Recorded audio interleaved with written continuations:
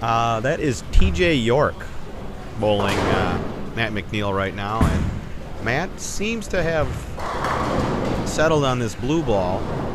Just talk with him about it. He's not sure if this is the one or not. He's just trying to get something that rolls up just a touch quicker. It's got a solid as opposed to... Okay, let's see. Trip to 6, ring 7, flush, flush. I think that's a pretty good look. Yep. Oh, we got Dubuque area bowling in the house. I think that's Chris Hill.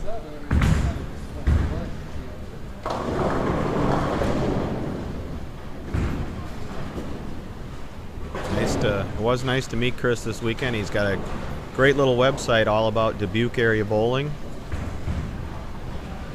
All right, 13 games. Look at that. 254, 247, 215 over for Brockman, Miller, Snell, and Thomas at 199. So only 55 pins separating 3rd through 6th. We had a breakdown in the Riggs Lakey match. Who's up, Mike? And that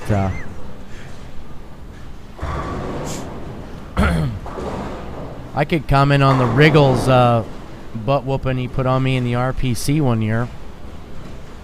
Just freaking open hand smacked me right out of the building. Yeah, that was around a 64. Yeah, that was a 4-0, wasn't it? I remember that. I think I had like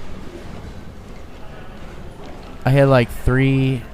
I think I had 180 and then 200 plus games in a very low scoring environment, and Riggs didn't have a game under 220.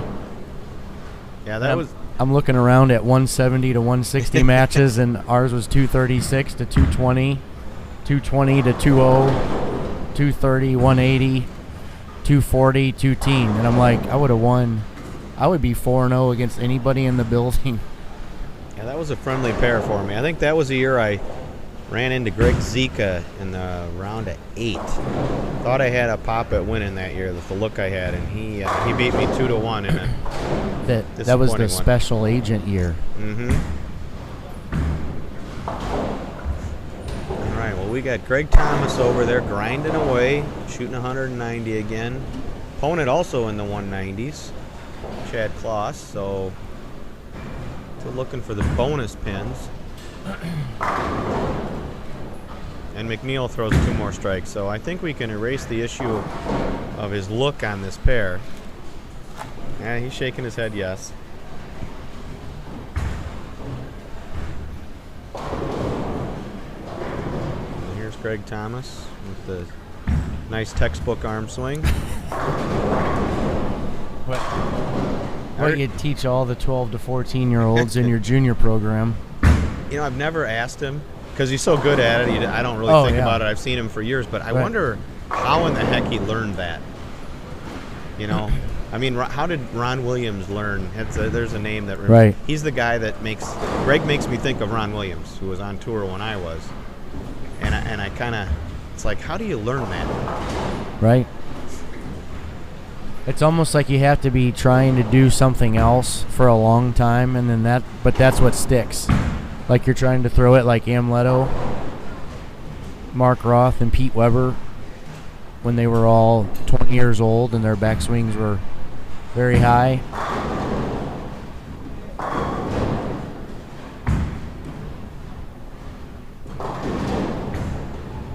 And then that's what stuck. Once again, we've got all the rest of the leaders that matter are the people 3rd through 7th down at the other end, other than Greg. We do have scores posted after 13. 55 pins, 3rd to 6th. 371 pin lead for Matt McNeil. So technically, if you're over 330 pins, you could take a game off. Yes.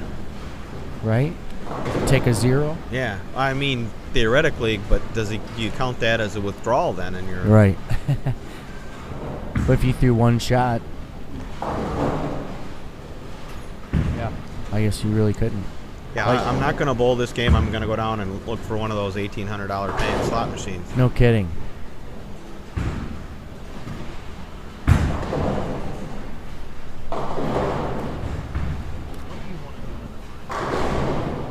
What shot are they bowling modified Peterson? That's pretty good.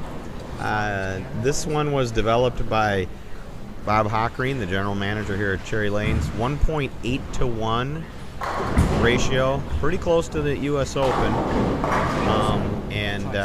It was about 42 feet, and he said that the Brunswick machine doesn't do the volume thing the way Kegel does, but he said it probably was around 29 mils if you tried to convert it, which is very high. Reference USBCs in Reno, I remember, was 26, and I think this year was maybe 25. So a lot of volume, a lot of out of bounds, very flat. I'm just trying to think. I'm starting to think now for the TV finals cameras now. I'm kind of getting in that mode. Yeah. So, great big 10th frame coming up for Greg Thomas here. 143 in the 8th, has the strike up in the 9th, can get to 203. Bowling against Kloss, who's 153 in the 8th, spare in the 9th. He strikes out, also 203. So this shot right here is huge for Greg Thomas.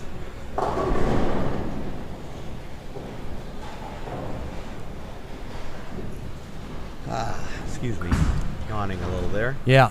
Oh, and nutted that, dug out the 10.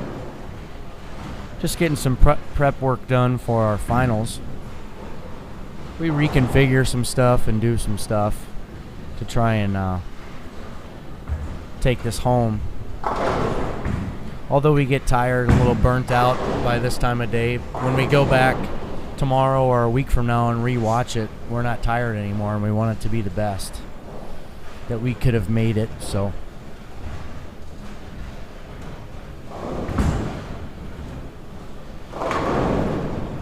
through the face, but gets 9, which is important. Spares the 6-pin 192. Kloss would go strike spare. He's 193. 9 spare strike be 192 and a tie. 30 bonus pins could be huge for Greg Thomas.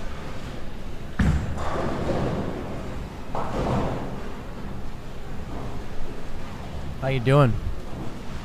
I'm here. Hey, Matt. How's your turbo tape holding up on your hand today? It's actually holding up very well. I'd Good. like to praise Turbo 2-in-1 grips for making such a great and superior skin protection tape. Those of us who don't have revs on the ball don't need that. But we use turbo grips to get the 3 or 4 revs we do have. Laurier, I hope you're watching. So you got a look on 13 and 14 then? That looked pretty good. Yeah, that I went to one of my breakouts, and it's kind of like a stacked leverage drilling, so it's going to read up a little sooner and then not do so much on the back ends. So I could just kind of get it to set up in the, towards the first indicator mark there, and then just kind of get it roll into the hole. So that looked pretty good. And then I also tried a Pearl that I got, it's like a 4x4 layout, and on my fill ball, and that actually rolled really well too. So, other than talent, what do you attribute to being able to be so far ahead of the field here? Do you think your side, our debate was no carry down on your side to the level the right side is. What do you think you see? Obviously you can't bowl on the right side, so you can't tell for sure, but watching ball reaction up close, what do you think? Well, I mean, Brad's out there on our side, and he's doing okay. He's not doing, of course, nearly what I have. But the right side looks like everybody's trying to play a little straighter now. I think if everybody had started out trying to play straighter instead of looping it around, I think the right side would be a lot nicer right now. I think they kind of just trapped themselves a little bit with all the guys going left to right. And when you have so much volume and a longer distance, you really don't want to go. You want to minimize the amount of boards you cover. Yep. And so for me, it just made sense. Well, just kind of go up and at them and don't give it away and just kind of roll it in there.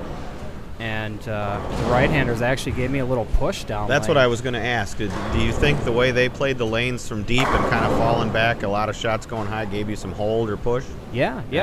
I've got a couple boards in there, on shots. I think that might 6-pin. As long as you get through them good, that's kind of I'm throwing it good enough today where the shots I'm getting through, it might be a little tug, but it'll just kind of set up there and hold pocket. And I think that's because the right-handers were playing so deep. But now you see a lot of guys trying to go up and at them, and I think had they done that from the start, it'd probably be a whole different ball game. Few too many shimwreckers out here, I think, for that.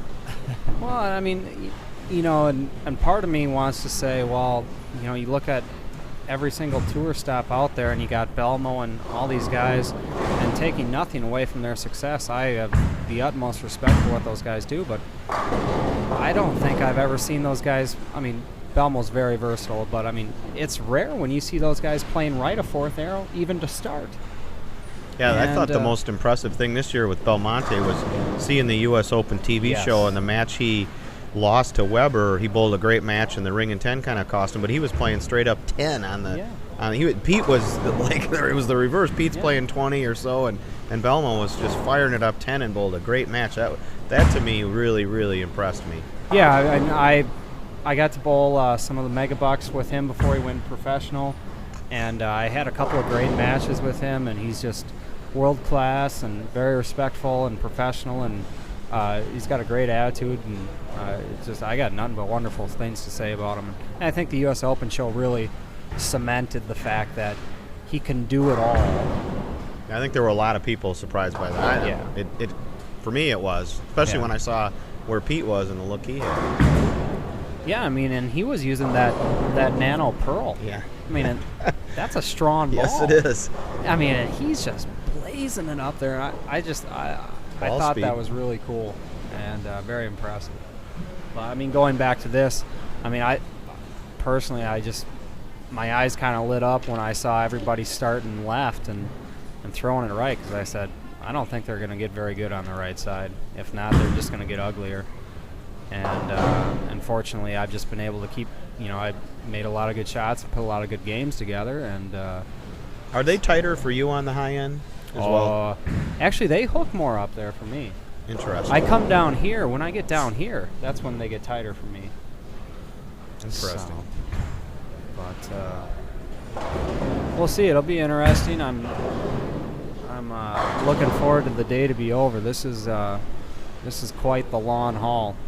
Hey, used to do this about 25 weekends a year. I can remember about a 7-weekend stretch one summer where I made the finals all 7 weekends, and they were all 16-game round robin, and then drive home and go to work on Monday. So, oh man, yeah, I don't see too many of these 16-game round robins anymore. They can be a lot of work. Well, yeah, it certainly is, especially when you're on a demanding condition. When it's like, well, I kind of let up on that one, and I get 5.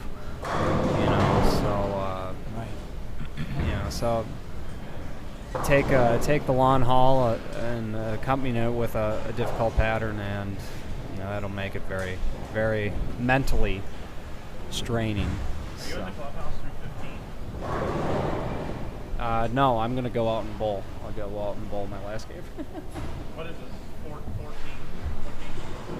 No, this will be 15 coming up. 15? Okay. There's like nobody bowling right now, so I thought like maybe... That's because there's a couple matches not finished, and Where is everybody? and I hope our intrepid sideline reporter is down there watching Rockland and Dubuque and Snell and whoever else is down there. Flanagan just ran off, our tournament leader. Said, what are you doing? And speaking of, Yeah, Brockland shot 228 in wins. Miller shot 208 in wins. interesting. Johnny Brockland- B. Brockland's luck is very, very good. He's playing probably about 22 to 18 or so. Yeah, 25 to no, 15. maybe like 21 to 16. Okay. Real straight. Ball just turns over so well for him. Did you see Richgels leave the 2-3-8-9 out there? I heard that. Yeah. And I I would got the 8 out of it. If I might be able to pull that off, but Those of you in the chat, it's been a long weekend for us. Go ahead, grab a little handle in there. Tell us where you're from. We want to know where you are from. Check it out. I did have, I mean, just based off what bowling I could do until everything acted up on me again last night. I thought the high end on the left side hooked at least 3 boards more. Interesting, and every righty says is. Whereas when I started on 11 and 12 and I finished on 7 and 8, it's tough to get much to wrinkle. It is back. I mean, it wouldn't be the first bowling alley where righties and lefties don't agree on. Well, that's usually topography and tilt of the Right. lane then. Right. We got a little bit of lefties going uphill and righties downhill and vice versa. All right, we get a little Derek Wolf this game, watching some ultimate talent here. And Cunningham's official report on Lemish is that he's hanging. He's caught the rest of the field and he just can't plow horse. All right, so Brocklin 228 in a win. That gets him to 312. Miller 208 in a win gets him to 285. Snell lost So he to goes Miller. down. And Thomas He's at won. like 180. Okay, he's about 2-0 then. Thomas won, but only at 190, so he's about 220.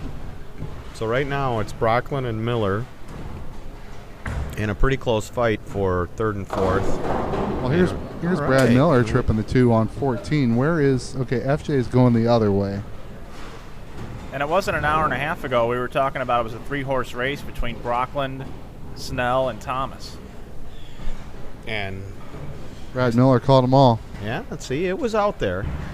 He made a change, won his matches, shot a couple of big games. Bingo. So in a format like this, Riggs, are you in favor of a stepladder now with McNeil with this huge lead? If you didn't have your streaming and you didn't want to have that signature event at the end, I would say no. No. I don't like that you got to win the tournament twice. The stepladder was a creation for PBA for TV. It never would have come into being without it, I don't think. And the fact that you have TV makes it justifiable, I guess. And you understand my reasoning that if since we don't have airtime that we buy and we have all the airtime in the world, the 2-game match, that's where that comes into play. Mm-hmm. Yeah, and if you're going to do a stepladder, I would rather see a 2-game match. That way, at least that top seed guy has time to, if he has a couple bad breaks the first game, he's got a whole nother game to catch up. It's a tough draw for Miller here in this critical game, drawing Oaf. Yeah, who's now plus. So, Oaf's gone back up. I think he just had too tough a start this morning. Looks like FJ's on 19, shooting it's like a 1-2. Now, He's bowling Thomas, I think. Oh, that's a pretty big match then. Yes, yeah, that's who he's bowling. Now, do you think on the difficulty level of lane conditioning this weekend, Jeff, that first of all, your number on a scale of 1 to 10 on difficulty scale, what would you give this? Is 1 most difficult or 10 most difficult? 10 is most difficult. I'd put this like 9. Okay. This is as hard as anything I bowled on in regionals in all the years I bowled. Okay. Within, I could go through, maybe I'd have to find 5 tournaments and 400 and some that I bowled that were this tough. And that was my follow-up question then, compared to what the guys bowl on shore that is difficult, what would you grade most of those patterns overall? I know all of them are independently different, shark, Right. cheetah, stuff like that, but if you were to grade them overall. Well, let's throw cheetah out of the mix. Okay. And the other ones, are in the range of 5 to 8, depending. Shark being the 8. I think, I thought this, when I bowled on it, to me, was shark with more hook in the middle. and occasionally I've seen sharks where you outplayed a little for some reason, lane surface or something. But mostly this reminded me, when I bowled, I said, this is shark. This is This is really close to that, except that they're usually a small hole in the middle on Shark. Because I think Shark must be 2 point something to 0. Actually, it's very similar to what we bowled on at the senior stop in Decatur, except the track hooked more and there was a little more push down lane. But the OB there was exactly like this, where you threw it outside a 10 board or whatever, you missed the head pin. I missed it by a lot. Where does this rank up as compared to the Boot Hill tournament? Well, but he just uses such extreme patterns for that they aren't really patterns. They're kind of, it seems like what he either does is they hook like crazy or they're so tight you can't hook it at all. And he doesn't ever seem to me to have any kind of definable, here is an area to play. It's just kind of throw it at the head pin, you know, or you know, you play all over and you have nothing. At least here, it's really hard, but at times you can find something. And the Boot Hills I bowled many of those years, it was like, geez, there is nowhere really to play here. You just got to kind of trap. It's sort of similar to this. You just trap it at the pocket somewhere. And then 2 years ago, you bowled the IB Open, which we have in April every year now. Don't forget to check that out. Our signature event in St. Louis. It'll be taking place the last weekend in April. Where would you consider that particular pattern that you bowled on a scale of 1 to 10?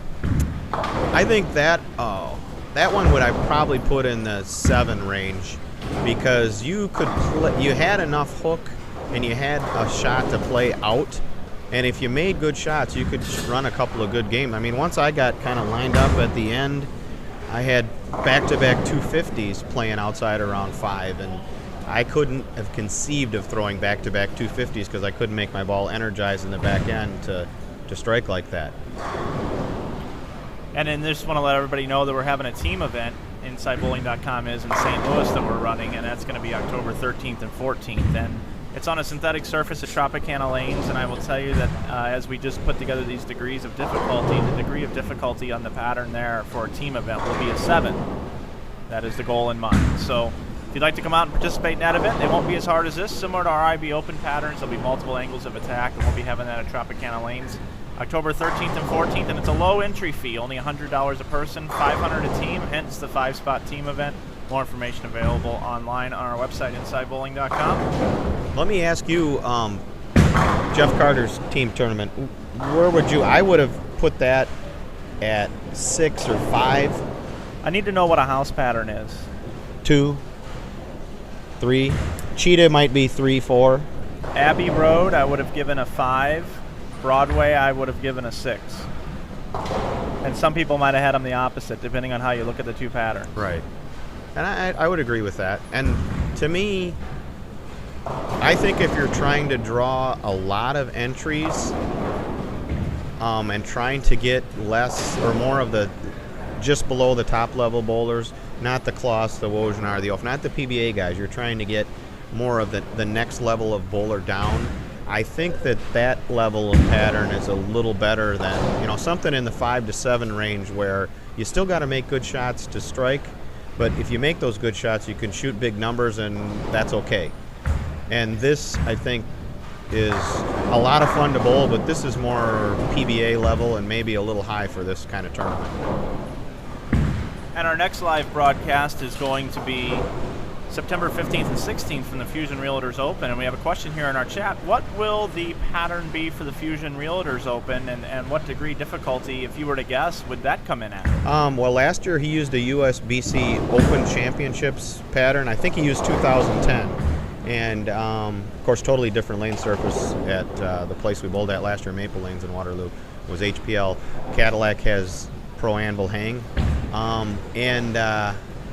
I think Joe emailed me last week, and he said, I added it to my blog, he said he was hoping, he was working with Kegel, I think, on developing the pattern, and is hoping to have it up, have it released in a few days, released shortly before the tournament, and he is going to release it. He was thinking about not releasing it, and we talked about it. I emailed him, and I said, no, you don't want that, because then there's going to be a few people that might know, and you're just better off. People will be suspicious if you don't release it.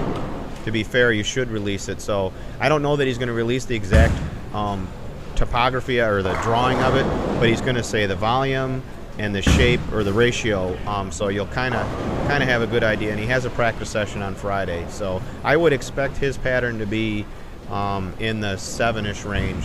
It'll probably be more tougher than those kegel patterns we bowled at Carter's tournament, but it's not going to be like this. I know he's not going to do quite this hard. And obviously, InsideBowling.com, we have a strong belief in putting out patterns that are not China. And whenever you do this, you always guess. And usually, we like to make a top 16 in a really good field, a strong field, to be somewhere around even to 50 or 60 plus range. And this one came in at -17. But the biggest thing with this then is just the non-multiple angles of attack, which we've talked about all weekend. We truly believe that with all the OB, everybody was forced inside, and there were some people that struggled, which made the tournament pattern look even worse. I would say that I got a question here. You rate the USBC pattern this year, and I would say 8. 8 or 7. I mean, 8's probably right. That was, whatever anyone thinks, that's the lowest scoring USBC since 2005. And Doug has his best year, shoots 1,900. Yeah, good for you, Doug. That doesn't mean that it's not. I mean, some people are obviously going to score on it. Derek Wolf destroyed it, but the overall scoring was.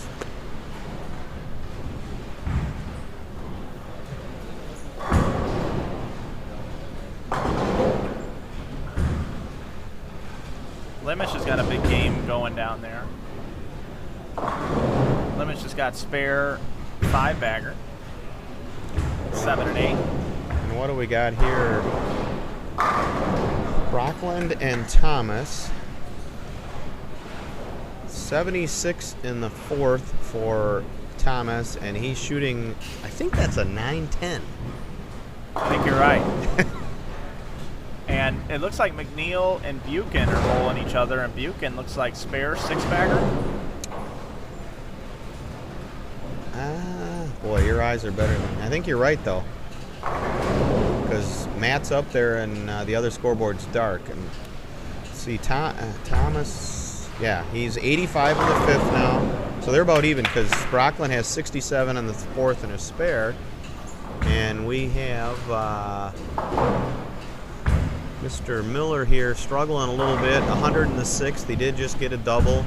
Wolf's got a turkey clean, so Miller's not looking good right. This is going to be definitely going to go down to the position round for who gets this 3rd Derek spot. gave Miller knucks on that one after he pured that shot.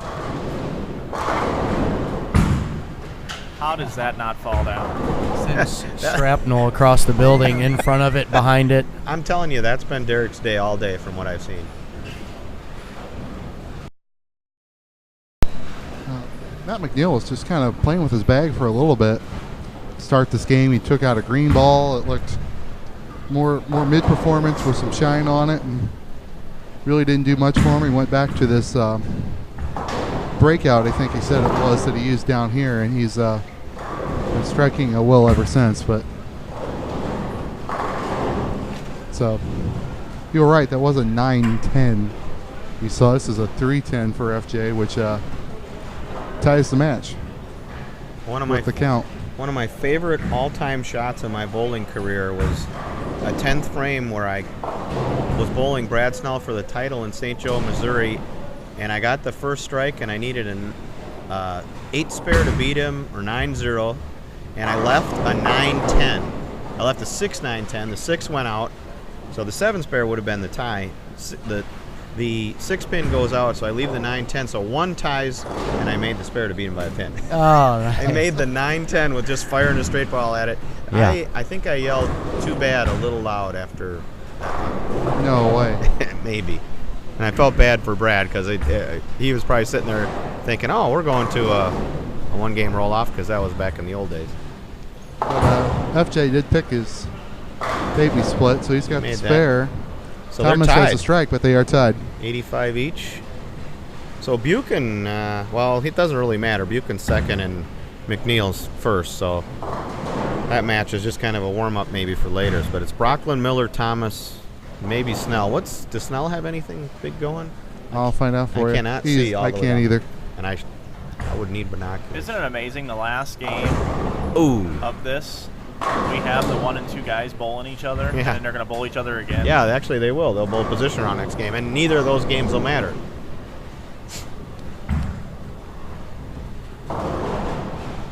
Miller wanted that hit pretty bad. So Miller's going to lose. Yeah, and that's gonna really hurt. He's got to pray for Thomas to beat Brocklin here. Otherwise, Brocklin's going to have a big enough lead that Brad's not only going to have to win the match, but he's going to have to beat him pretty handily. So he's in the Greg Thomas fan club here for the rest of this game. Brocklin 9 left a 10 pin, it looks like, from my angle. Converts this. Be down a little bit depending what Greg does. How long is the break going to be for position round? Are you such that It'll be like 5 minutes, Yeah. unless somebody reports a score on their score sheet that's different than what we have in the tournament office, Okay. and it has to be researched, and that has happened before. Because Ooh. the players will look up at the board and they'll be like, oh, my score is like 10 off, and they don't say anything all day. And then at the end, they'll be like, oh, by the way, my score's 10 off, when you could have been working on this the whole time. Yeah. Well, we got to have fun, guys, from Don't Worry, It Will Be Okay. I won't bust his identity.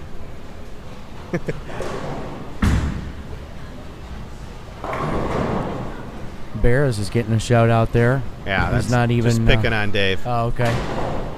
Dave just kind of, he bowled yesterday, and we appreciate that, but he didn't look like he was really into it. He didn't have a look, and, ooh. You notice that one? Oh, he left a 7. He had a double. Greg had a double up there, and had the wall shot, took the 5 out. From the angle, we can't see the 7 pin on lane 19 from here. He left a 7. But he did get a double, so he now has a 10-pin lead on Brocklin. And look at Buchan. He's got 290 going to the 10th. Wow. Well, that's a tough couple of shots there for Brad Miller. Lower 7, then a ring 10. He gets 188, so he's going to lose 12. It's going to go down to 277 over. Well, Brocklin, if he can get a big finish here, he can almost, I mean, not lock it up, but he can really give himself a heck of a position.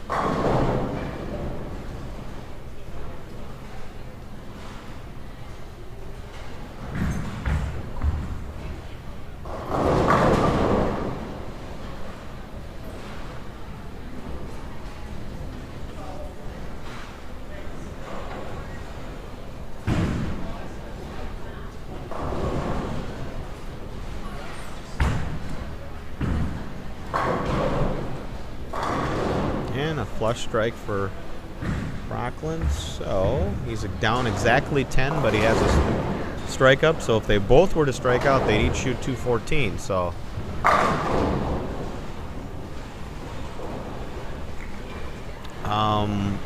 Derek Oaf does have a relationship with Storm. I'm not familiar with exactly what it is, whether he has an official contract or what it is. I've never talked to him about it, but I know he is affiliated with Storm, at least, may have a contract.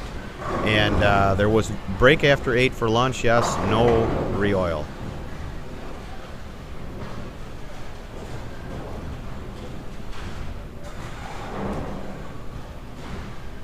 Do you wish you were bowling, Doug? I do. I mean, I wouldn't mind throwing it around a little bit.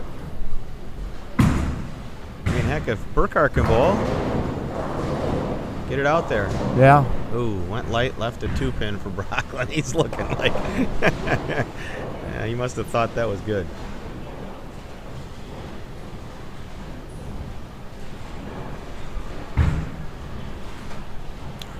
So Miller shoots 188 to Derek's 221.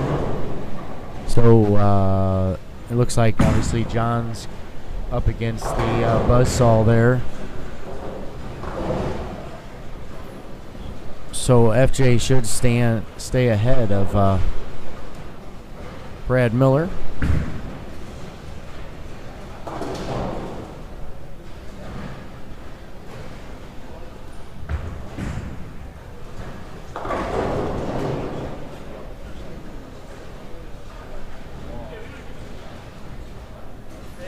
Hey, you guys have got this nailed pretty good with keeping up with the scoring all the way through, so it shouldn't be like, I remember the old days with PBA, it'd be usually 15 minutes and you'd have to have 5 minutes of practice. Do you have practice before the position round game?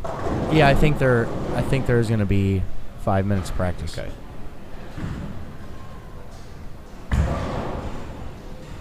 That is a good question. I don't really know for sure. Maybe I'm thinking 5 minutes for the obviously the step ladders, the 2-game matches, but in the women's event at Plaza, we did not do practice at the position round. Speaking as a aging raisin, anything over about a 2-minute break, and I'd at least like to get a couple of shots.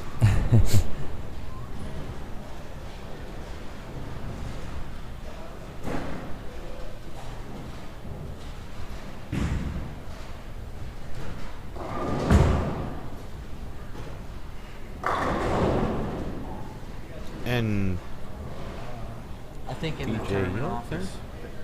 Okay, here goes Thomas. And he flushes it in the 10th. Gives him 172 in the 9th, strike up. If he gets this one, he locks out Brocklin.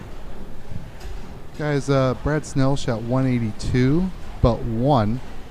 Kind of had it handed to him. Andy Mills was his opponent.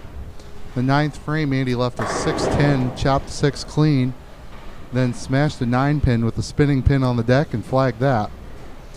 Not on purpose. He missed it by about 1/16 of an inch, but otherwise Brad would have had to mark and get count to win. Well, Brad, even though he won that game, he's pretty much out of it unless he were to shoot 300 or 290. Don't put it past him. Yeah, it could happen. And we see Greg down there. If he covers this spare, he left a 245. He'll have 192. John Brocklin 144 in the 8th, spare up in the 9th, so can go off the sheet for 194. So Seems like every right-hander past 19 moved wing in and started playing a fallback shot except for one. That'll be Burkhart because he's still throwing plastic.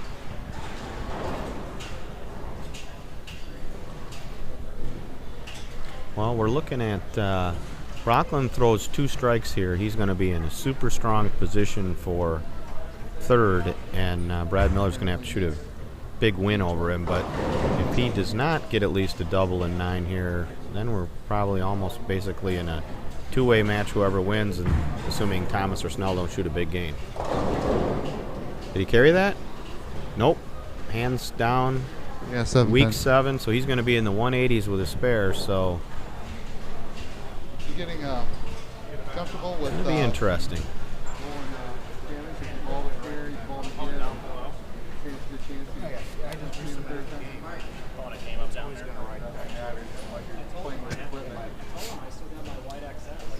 So Brad Miller, he had 188. He is 273. John Brocklin 312. He could be about 290 something. Thomas could go up to about 230 something. So Thomas is going to be the winner of Miller Brocklin unless Thomas or Snell have a huge game for that 3rd spot. Yeah, just for fun right now. We messed around with it earlier and talked about it. And we've got funny games. I left a brutal 2-3-8-9. Did see a 2-9 yesterday, but not a 2-3-8-9. Are you going to do the inputting?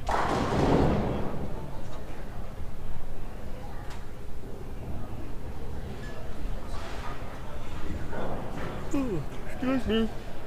I did improve the payoff that Brett gave me in chips by $10. Oh, really? Put 10 on red so I had 25 so I could get a green chip. And So you were on a secret. We call that going on a secret. I was there for about 3 minutes. I told you I was going. Yep. When you go to a casino all by yourself, Nape called that going on a secret.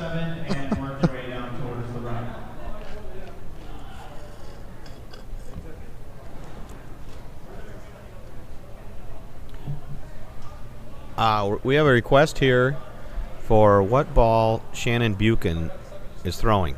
If you can give him a shout out. Is he around here? And did I throw the IQ at all yesterday? Just in some practice balls. Wasn't turning the corner sharp enough compared to that Reign Supreme. Got a little more angle. I don't know where. Or a little less backup, as it might be. He might have. I don't know. Do not see Shannon.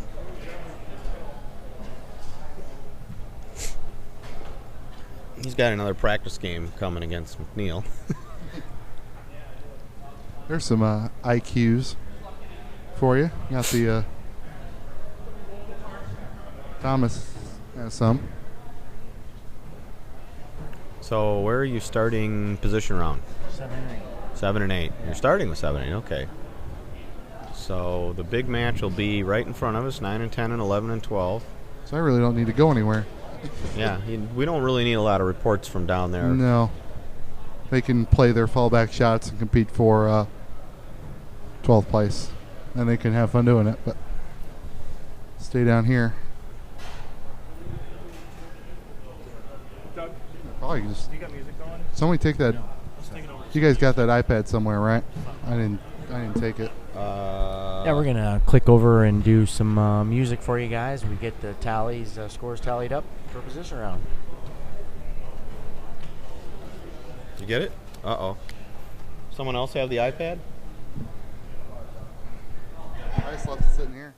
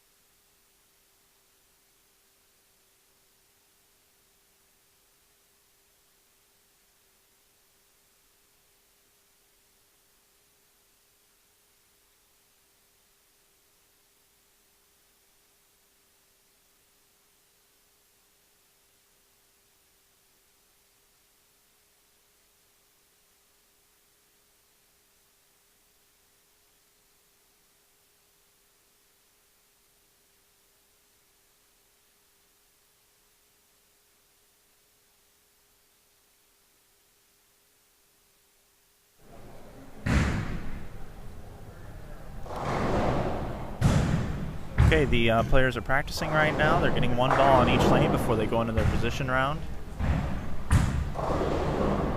Mike Flanagan alongside Jeff Richgels and Lee Boudouris right now here in the booth. And we've got some major action here. We're trying to cut down to the top 3 for a 2-game total pin step ladder. And Matt McNeil's in the clubhouse at plus 843. He's bowling a game against Shannon Buchan at plus 519 that really doesn't matter. They're basically just filling frames out there.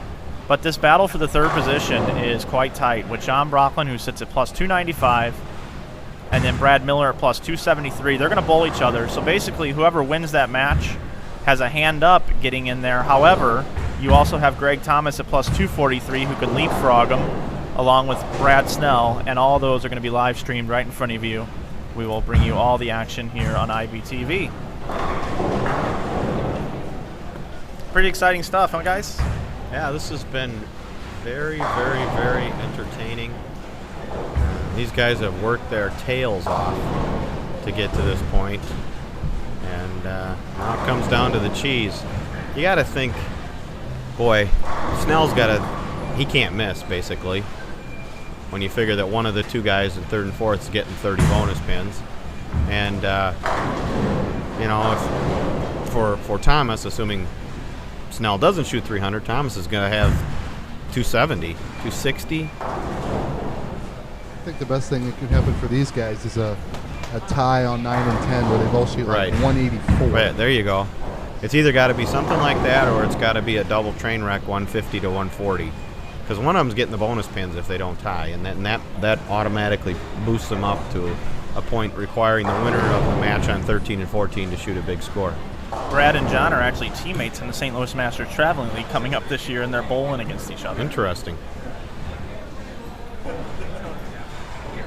For them, it's whoever wins the game. Assuming they don't get passed by a big game from below, it's Brocklin and Miller for all the marbles through the right to bowl Buchan. And I pulled a fast one on poor Hochran here. I think he started the monitors without any practice, and I told him one ball on each lane, and whoops, I feel so bad. I really do. I got to send Bob like a long email basically explaining a couple of miscues that I did, that his center does just something a little different than the way I think, and we disconnected on a couple of things, but he has not said one thing to me like, man, what are you doing to me? He's just so nice. Yeah, he just said, I got a junior meeting at 6. I thought this was going to be done at 4, and I said, well, it's your lane condition, you know, making everybody throw 2 shots every frame. So here we go, guys. Action is underway. McNeil and Buchan said, we don't even want the practice. We're just going to go. And, well, I think that's what they were doing because there's like 3 strikes up there. I said a ball on each lane. Actually, I have no idea what's going on over there, but I do know. They're just starting right now. They figured they bowled each other last game. They're bowling each other this game. You got it. You know, get to know each other a little better. I don't know. Did John, that was his start shot? Yes, it was, and he 4-6'd. I talked to a couple of the guys before here, and Brad was talking about how wiped out he is, and we were talking about the days when we did this weekend after weekend with this kind of format, and then would drive home from Kansas City and St. Louis and wherever, go to work on Monday, and Brocklin was saying that too, you know, how many games this was when he bowls 3 games a week. That's to his credit that he's got where he's got. I think advantage and stamina and stuff would be Brad Young and bowling a lot more. I think he's shown that his last 8 games here.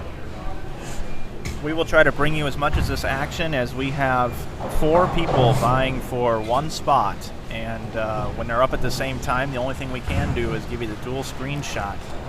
As you see Brad Miller up on lane number 9. And Brad Snell up on, he'll be up on 13, it looks like. Snell on the outside looking in. Snell 210 over, and Brocklin sits at 295 in that coveted 3rd spot. I think it's Mike. Have you taken a drink? Well, Brad did not double off the 2-pin. Brad Miller. I guess with 2 Brads, I better say Brad Miller, Brad Snell. All right. Sorry about that, Or folks. right-handed Brad and left-handed Brad. I haven't even thrown a shot today, and I'm tired. 4 hours of sleep. I guess my own fault there.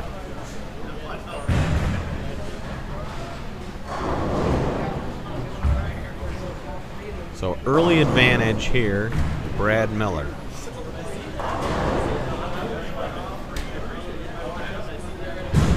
That scoring monitor on 10, Jeff. Not sure that adds up. Strike 9 spare. It shows 26 in the first. Oh my God, is it doing that?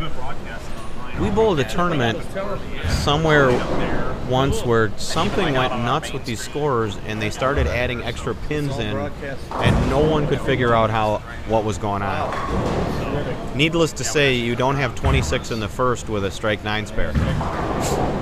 Technology's coming on. So we'll keep you posted on that. There's some kind of little glitch, and it seems to happen when you have those practice balls that you erase.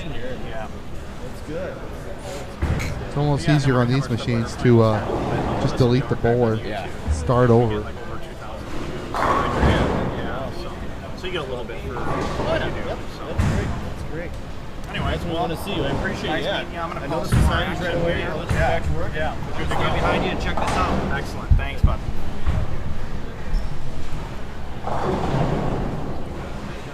Bob Weiss with Coors Light. Doesn't want to sit in the booth, but I kind of showed him what we were doing, and he really appreciates all that we've done for their brand here.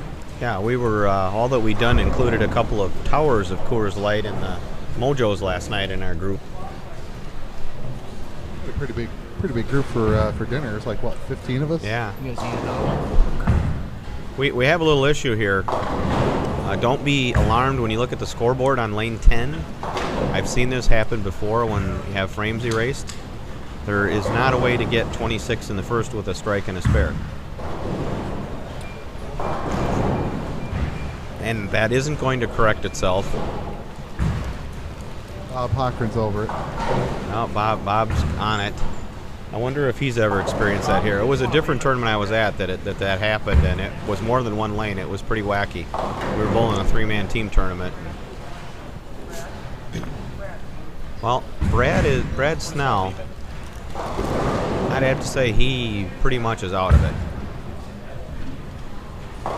With a couple of spares early here, he's just not going to be able to get a big enough game. 267 is best. That'll only gain him 97. But Greg Thomas is right there. What's the miss? Even less there. Now, Greg, 280. No, he's still Plus alive. 30. Get him to 353. That's certainly enough. Possible.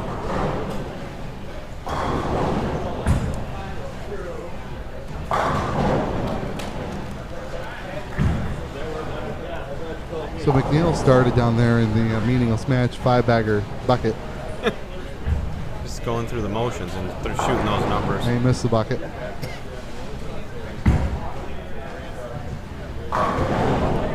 All right. You know, I would like a scoring system where I can have strike, spare, strike, and have 46 in the second. You guys can't see that on the live stream here, but that is what the scoring thing has done. And now Brad fist pumps. You know, Brad finished third in our IB Open, and he does well in these long formats. Yeah, he's young and bowls all the time. Not a very good USBC outing for Brad Miller, though. He's not the only one there. I heard that he had a struggle.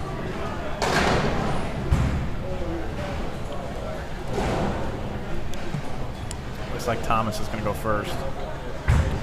And that eases up the pressure, if there was any, on the guys on 9 and 10. Because Thomas is now only looking at a, what is that, 80, 110, 260.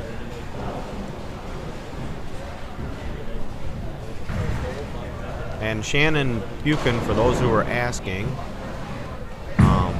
was using a Nexus. There's FJ with a strike. Rockland on board there. Rockland has 47 in the third with a strike you just saw in the fourth. Miller strikes spare double. And here's Thomas. Going on a Dutch pace. He's due to strike on this lane again. Cat. Never fails up here. Extra frame, cat.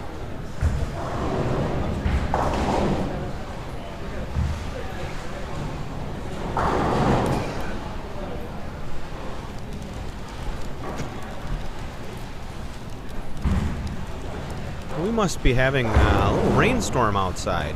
Because all the DirecTV What's that?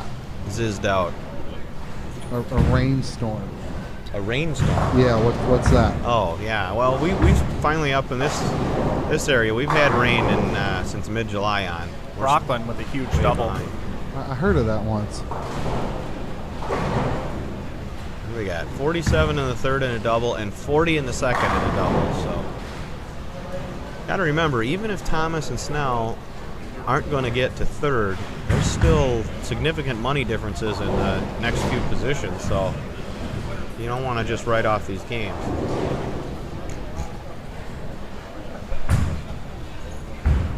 And Tom Miller home. That's a smash the turkey. 7 there. that's a turkey for Brad Miller.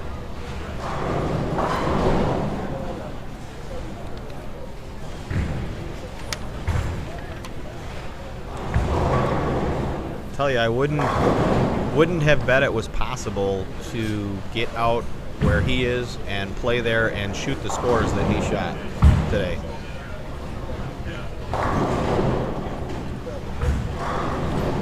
Whoops. Just a bit outside, washout. Very easy to do on this condition. You talked about prize fund, guys. Third place, $1,500. Fourth, $1,000. Fifth, $750. Sixth, $500. Yeah, so $1,000 swing between third and sixth, and not to mention a chance to run the steps. yeah, so that's significant enough to make these matches matter no matter what. That's why we got Brad Snell over here with the triple after that open. Yep. Might not get the third, but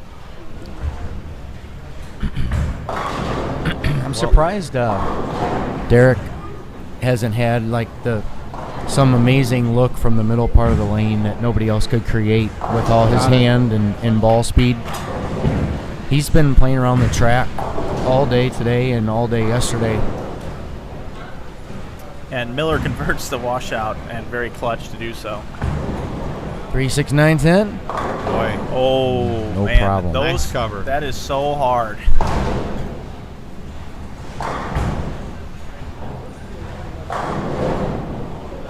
I think Matt McNeil just threw his 5-bagger. He's like, okay, I figured out what I want. We're done with this.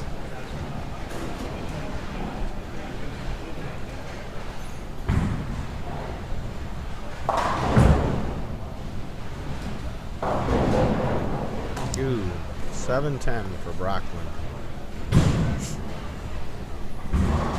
Oh, Brad Miller totally in the driver's seat now for the third spot. Thomas with a big strike there. That was a good shot by Greg. That's where I would envision my attack would be from, right there. That's exactly how I played him Saturday. Max Roping from score inside. For Thomas through 7 is 235. Snell, 256. Max score through 6. Brockland got his count, and Brockland has 103 in the 6th. And Mike, can you Miller switch has the camera here for Mr. 122 Thomas? in the 5th. Sorry. Higher. Oh, I don't think we got it higher. Try it again.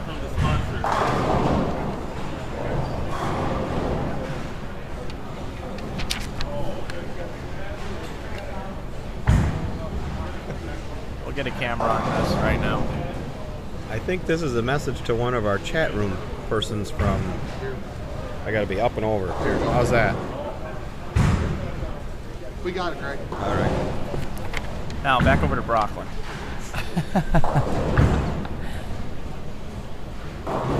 Greg Thomas interrupting our broadcast.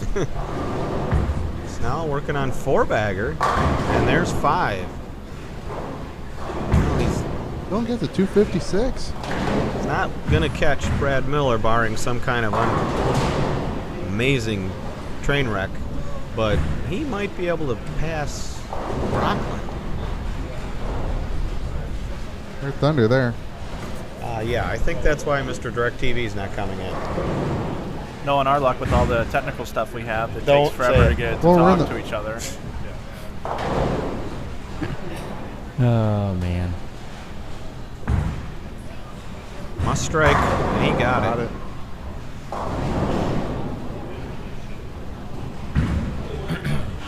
Just found a little something. Now here's Miller.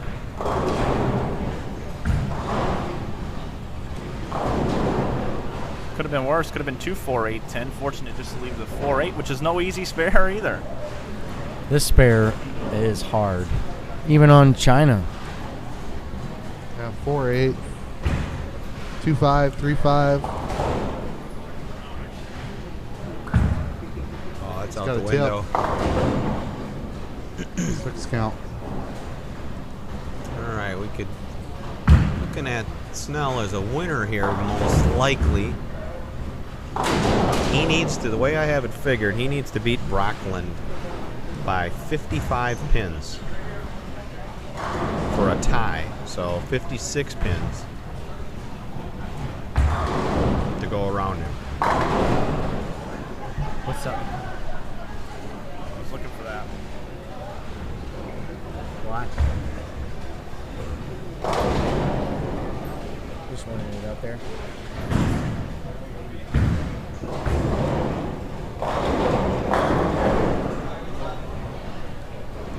Down on one knee, he wraps a 10 on lane 9. Bradley Mella. That looks good. Oh, man. Cat. Bradley Snell. Just kind of hung on wraps that a 7. little middle part of the lane there. Just didn't finish for him. The other part of this is that with McNeil having to bowl here, he's got one more game of left-handed traffic with Brad Snell during this pair. McNeil lost to Dubuque in 245 to 229. Or is it 209. 209, yeah. Which means not much. Nothing at all. Means McNeil finishes at plus 852. Uh-oh. Well, that makes things a little less pressure-filled for John Brockland.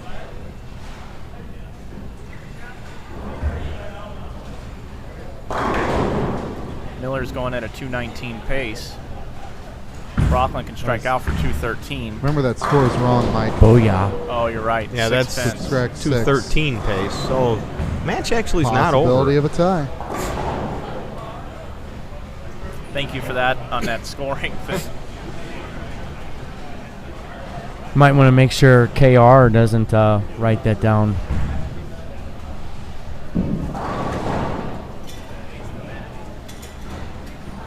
We'll catch her. Make sure she knows. She knows. Sure, you're switching the screens.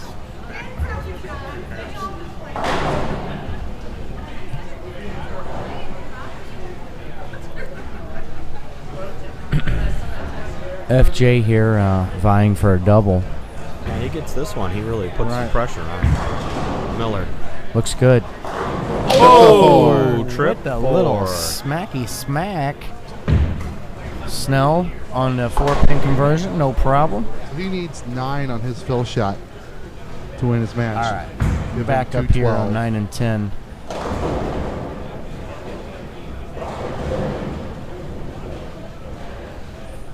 He swears got all these bowling balls over here, and he only needed 1. The sanded plastic.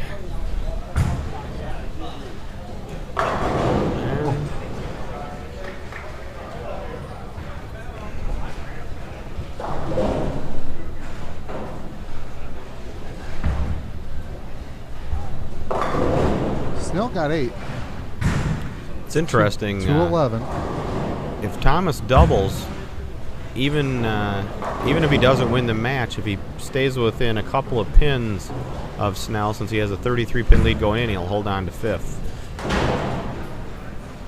That's 172 in the 8th for Brad Miller, so 212 pace, and Brockland can get 213. So if Miller wants to lock up a spot, he's got to double in the 10th.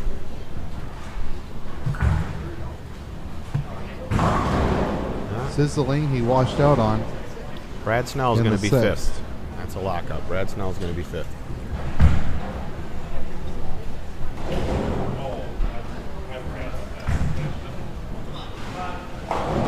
Oh, almost Got the 2-8-10. 10 out. That means that Brockland's going to have a chance to win. Yes, he is. He's going to determine his own destiny as Greg Thomas whiffs the 3. Didn't really matter. Thomas 189. Loses the Snells 211. All eyes are on Miller and Brocklin. That's a nice conversion. Makes Brocklin double. What do you think? What are the odds here? You guys know Brocklin a lot better than me. He's going to be in the 1-3. He's going to be balanced at the line. He's going to be posed. If anything, he might go a little bit high, and he'll look for a trip 4, and if he trips it, he will slap it out with the best of them. I will tell you, you will see a lot of emotion out of Brocklin if he doubles. This is important on He count needs here. count. We've seen him wash out. Oh, there we go. So that's 210. 216 with his handicap. So 210. Brocklin 123 in the 7th. Double working. Folks at home can't, watching on the live stream, can't see the score, but I'm sure there's some people behind us here going, Right. what the heck is it? If they understand how important this is, because the score says 216 and Brocklin can only get 213 when it's actually 210. I was just going to say, watch for him to take a little extra time. I've seen this shot 1,000 times.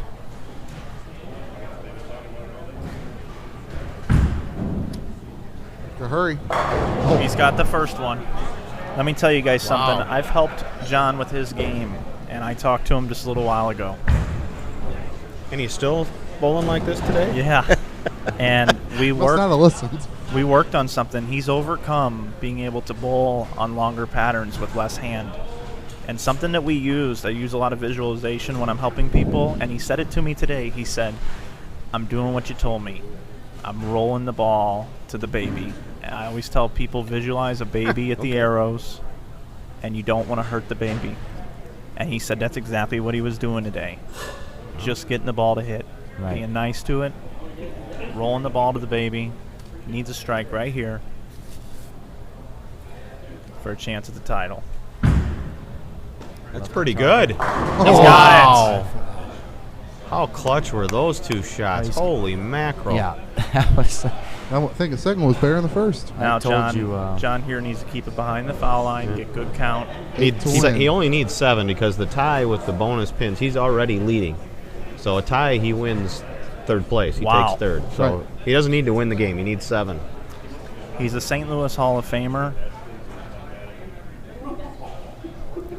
All events champion in the state of Missouri this year. Going to be bowling in the Masters.